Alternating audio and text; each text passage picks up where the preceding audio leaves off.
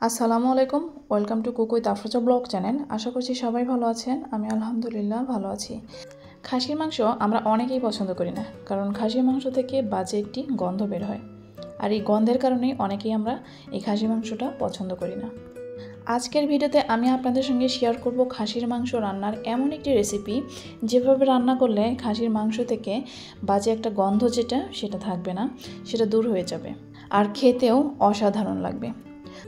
তাহলে চলুন দেখে নেওয়া যাক আমি খাসির মাংসটা কিভাবে রান্না করি।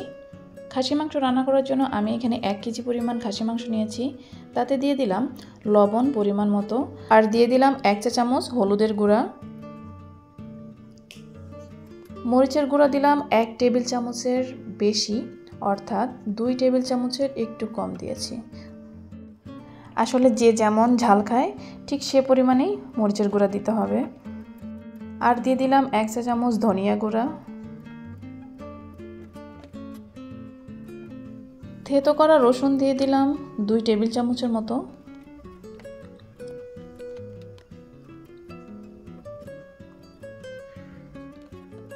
পেঁয়াজ থেতো করে দিয়েছি 2 থেকে 3 টেবিল চামচের মতো। এছাড়াও রসুন বেটে দিয়েছি 1 চা চামচ। আদা বাটা দিলাম 2 টেবিল চামচ।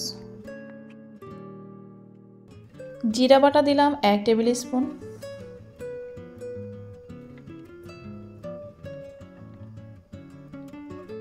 এছাড়াও দিয়ে দিলাম 8 থেকে 10টি রসুনের কোয়া, আর দিয়ে দিলাম পেঁয়াজ কিউব করে কেটে রাখা 2 থেকে 3 টেবিল চামচের মতো। টক দই দিয়ে দিলাম 2 টেবিল চামচ।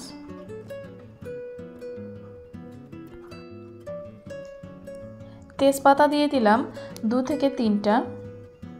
আমি তেজপাতা ছিঁড়ে একটু ছোট সাইজ করে নিয়েছি। আর দিয়ে দিলাম 4 থেকে 5টা দারুচিনি এবং এলাচ। জয়ফল দিয়ে দিলাম 4 ভাগের 1 ভাগ। আর দিয়ে দিলাম 1টা লবঙ্গ। দিয়ে দিলাম 2 থেকে 3 টেবিল চামচের মতো সয়াবিন তেল। সব কিছু দিয়ে ভালো করে মিশিয়ে ম্যারিনেট করে রাখবো 1 থেকে 2 ঘন্টার জন্য। হাতে সময় কম থাকলে অন্তত 20 মিনিট থেকে 30 মিনিটের মতো ম্যারিনেট করে রেখে দিবেন। এতে করে মাংসটা অনেক সফট হয় এবং ফ্লেভারটাও অনেক ভালো আসে।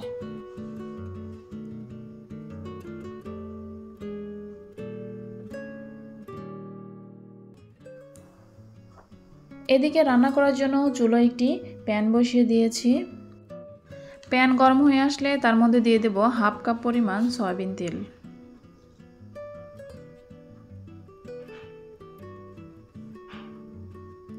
তেল গরম হয়ে আসলে দিয়ে দিলাম পেঁয়াজ কুচি 2 টেবিল চামচের মতো।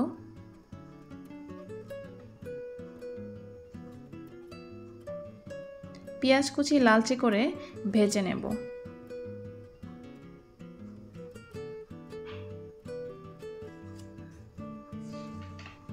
পেঁয়াজ লালচে হয়ে আসলে এর মধ্যে দিয়ে দিলাম একটি বড় তেজপাতা, আমি 2 ভাগ করে দিয়েছি। এখন দিয়ে দিলাম ম্যারিনেট করা খাসির মাংস।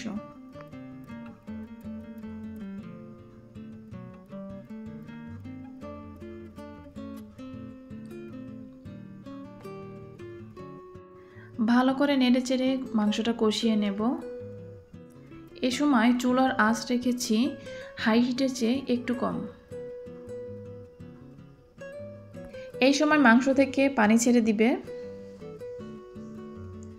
আমি তত সময় এভাবে কষিয়ে নেব যত সময় না মাংসের গায়ে থেকে বের হওয়া পানি শুকিয়ে যাচ্ছে।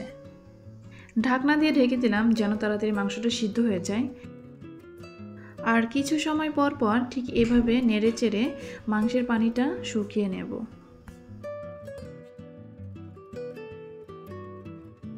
মাংসের পানি শুকিয়ে যাবার পরে আবারও একটু পানি আমি দিয়ে দিলাম মাংসটা আর একটু ভালো করে কষানোর জন্য।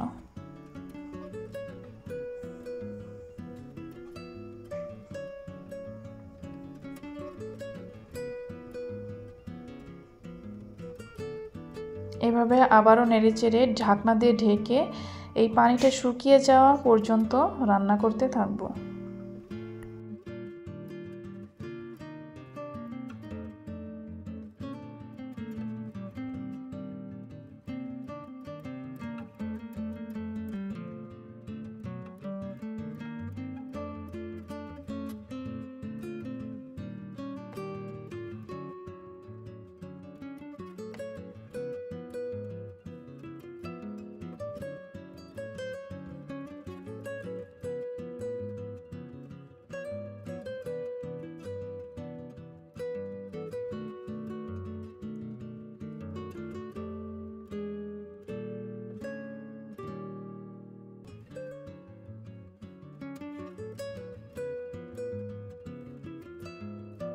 মাংসের পানি শুকিয়ে এসেছে।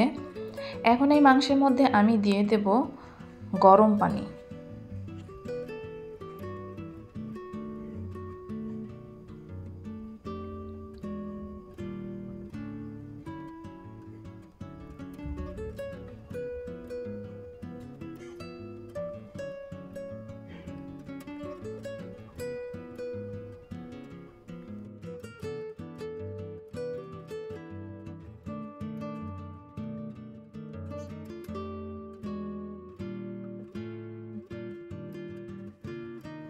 এখন এভাবেই রান্না করতে থাকবো যত সময় না এই পানিটা শুকিয়ে যাবে আর যত সময় না মাংস সিদ্ধ হয়ে যাবে। পানি শুকাতে শুকাতে মাংসটা সিদ্ধ হয়ে যাবে।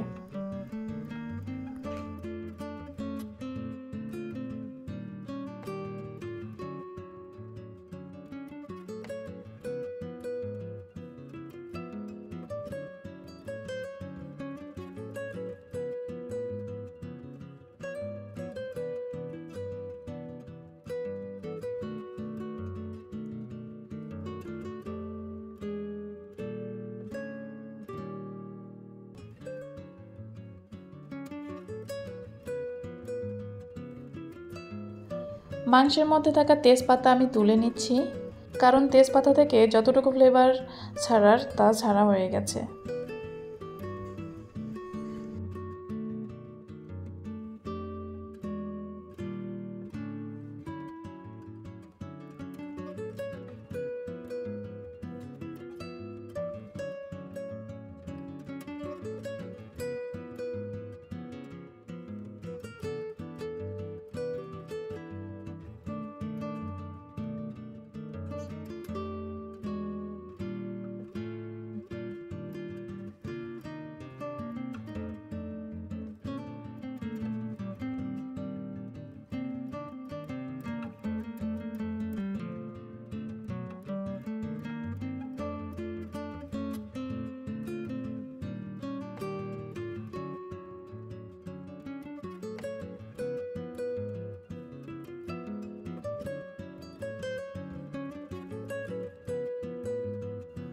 এখন দিয়ে দিলাম 1 চা চামচের মতো গরম মশলার গুঁড়া।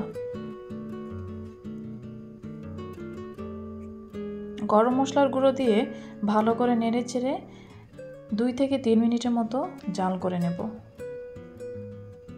ব্যাস, আমার খাসির মাংস রান্না রেডি। এভাবে খাসির মাংস রান্না করলে কখনোই খাসির মাংস থেকে বাজে যে একটা গন্ধ, সেই গন্ধটা আসবে না। আপনারা বাসায় ট্রাই করে দেখতে পারেন। আমার ভিডিওটি দেখতে দেখতে যারা এই পর্যায়ে এসেছেন, আপনাদের কাছে একটাই রিকোয়েস্ট, আমার ভিডিওটি যদি ভালো লেগে থাকে অবশ্যই লাইক, কমেন্ট, শেয়ার করবেন। আর যারা আমার চ্যানেলটি সাবস্ক্রাইব করেনি অবশ্যই সাবস্ক্রাইব করে পাশে থাকা বেল আইকন প্রেস করে দিবেন, যেন নিত্য নতুন কোনো ভিডিও আপলোড করলে আপনাদের কাছে নোটিফিকেশন পৌঁছে যায়।